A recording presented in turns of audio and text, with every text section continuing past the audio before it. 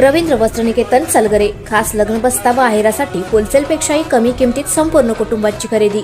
कांजीवरम, बनारसी, झुल्ला Bangalore silk, Madurai silk, Calcutta cotton full व्हरायटीत उपलब्ध। सूट व इंडो शेरवानी, हळदीसाठी कुर्ता, सफारी, ब्रँडेड शर्ट, पॅन्टचे खास कलेक्शन। असंख्य व्हरायटींसह 51% भरघोस डिस्काउंट। जादा झालेला माल परत घेऊन पैसे परत। त्वरा करा, आजच जवळच्या मिनी स्टोअरला भेट द्या। रवींद्र वस्त्रनिकेतन सलगरे व शाखा। प्रत्येक बातमीतील घटनेच्या वास्तविकतेची तुलना थेट पाहत रहा चांगली अपडेट।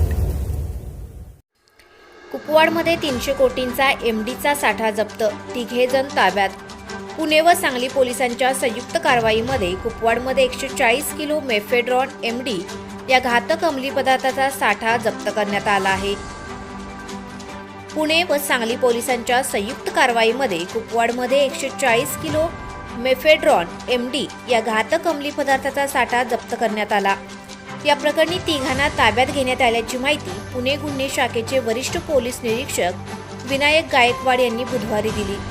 पुणे पोलिसांनी पुणे व दिल्लीमध्ये छापे टाकून कोट्यावधींचा अंमली पदार्थाचा साठा जप्त केला। या ठिकाणी मिळालेल्या माहितीनुसार या अंमली पदार्थांचे धागेदोरे कुपवाडपर्यंत असल्याची माहिती पुणे पोलिसांना मिळाली। बुधवारी दुपारपासून पुणे पोलिसांनी सांगली पोलिसांच्या मदतीने कुपवाडमधील स्वामीमळा, बाळकृष्णनगर आणि दत्तनगर या 3 ठिकाणी 140 किलो एमडी हा अंमली पदार्थ जप्त करण्यात आला। आंतरराष्ट्रीय बाजारात याचे मूल्य 280 ते 300 कोटी रुपये आहे। पुण्याहून मिठाच्या गोणीतून हा माल कुपवाडला आल्याची माहिती मिळाली होती। या माहितीच्या आधारे पुणे व सांगली पोलिसांनी संयुक्त कारवाई करून घातक एमडी अंमली पदार्थ जप्त करून तिघांना ताब्यात घेतले असल्याचे सांगितले। 19 फेब्रुवारीला पुणे शहरामध्ये एका इसमाकडे 2.25 किलो एमडी ड्रग्ज मिळाले होते। त्या बाबतीत समर्थ पोलीस स्टेशनला गुन्हा दाखल करण्यात आलेला आहे।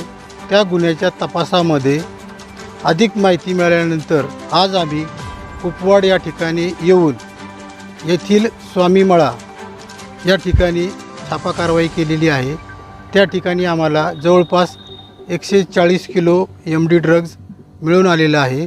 त्याची आंतरराष्ट्रीय बाजारामध्ये किंमत 280 कोटी ते 300 कोटीपर्यंतची आहे। या बाबतीत आम्ही एकूण 3 जणांना ताब्यात घेतलेलं आहे आणि त्यांच्याकडे चौकशी सुरू आहे। अधिक तपास चालू आहे।